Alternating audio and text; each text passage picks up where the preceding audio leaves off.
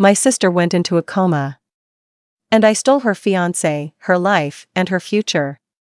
She woke up, and I never told her the truth.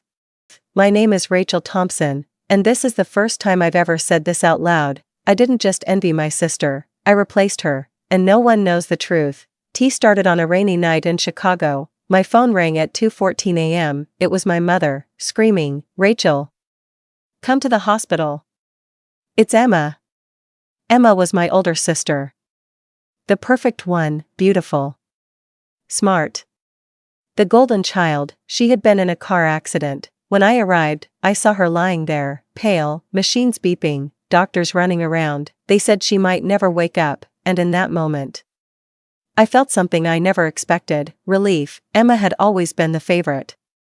Our parents adored her, teachers praised her, friends loved her, and then there was Mark, her fiancé. Mark was everything people dream of, kind, successful, gentle. He treated Emma like a queen, and I hated how much I noticed him. I hated how I imagined what it would feel like if he looked at me the way he looked at her, but I never thought I'd get the chance. Until that accident, Emma stayed in a coma for 6 months.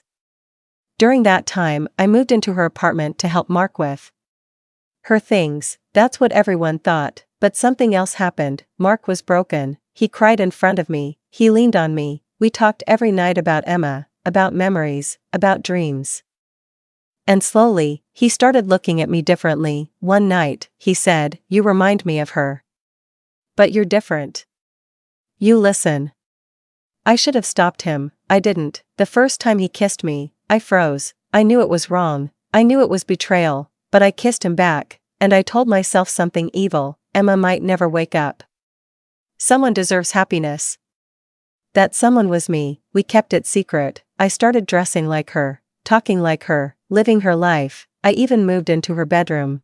Then, 6 months later, Emma woke up. The hospital called. My parents cried. Mark ran to her side. I thought everything was over, but then something terrifying happened. Emma had memory loss. She didn't remember the last year. She didn't remember the accident. She didn't remember her relationship with Mark the way it was. Doctors said she needed time, and suddenly, I had a choice: tell the truth, or keep the life I had stolen. I chose silence. I slowly changed everything. I told Emma that Mark and I had gotten close while she was in the coma. I told her she had encouraged us before the accident. She believed me, she trusted me, she smiled and said, "If you're happy, Rachel, I'm happy."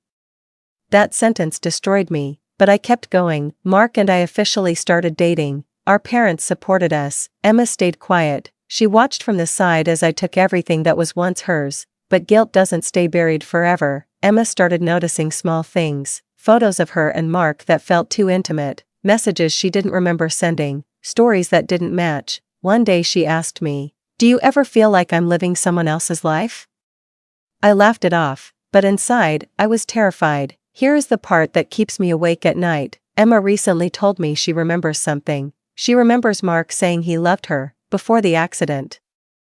She asked him if he still loved her. He hesitated, and that hesitation shattered her. She cried in my arms, and I comforted her. The person who stole her life. I don't know if I'm a villain or just a broken person. I took my sister's fiancé, I took her home, I took her future, and she thinks she gave it to me willingly. Sometimes I want to confess everything, sometimes I'm afraid she'll never forgive me, and sometimes I'm afraid she'll realize the truth on her own, because when she does, I might lose everything I stole.